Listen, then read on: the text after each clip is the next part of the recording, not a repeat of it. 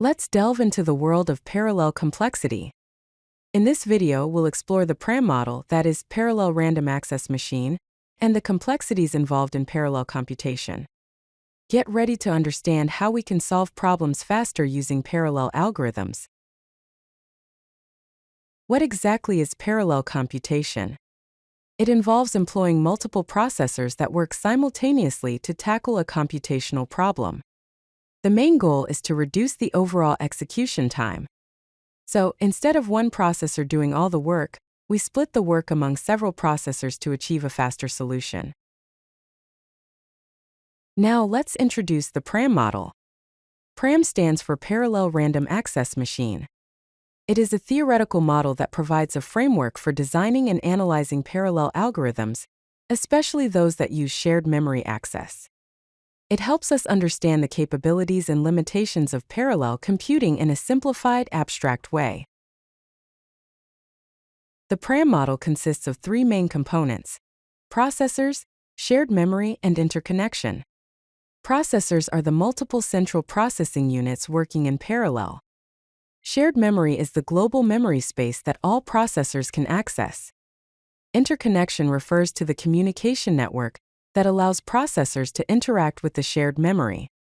These components together form the foundation for parallel computing in the PRAM model. In the PRAM model, there are different types of memory access. We will focus on two common types: EREW, which stands for Exclusive Read Exclusive Write, and CREW, which stands for Concurrent Read Exclusive Write. In EREW, no simultaneous memory access conflicts occur. Only one processor can read from or write to a memory location at any given time. In CREW, multiple processors can read from the same memory location simultaneously, but only one processor can write to it at a time. When we analyze parallel algorithms, we use specific measures to evaluate their performance. Two key measures are time complexity and work complexity. Time complexity, denoted as T of n, refers to the parallel execution time with an optimal number of processors.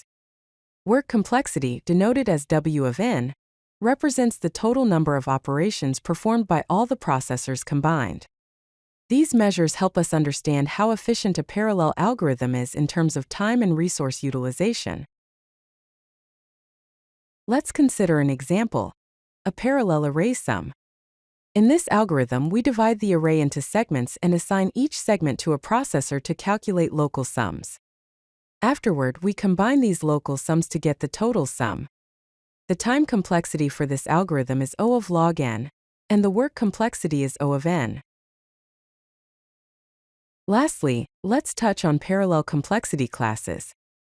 We have NC, which stands for Nix class, representing problems that can be solved by efficient parallel algorithms in polylogarithmic time, and with a polynomial number of processors.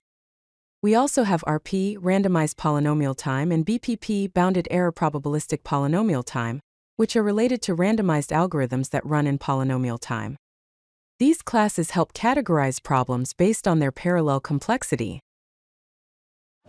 If you like this video, hit that like button and don't forget to subscribe. Visit CodeLucky.com for more such useful content.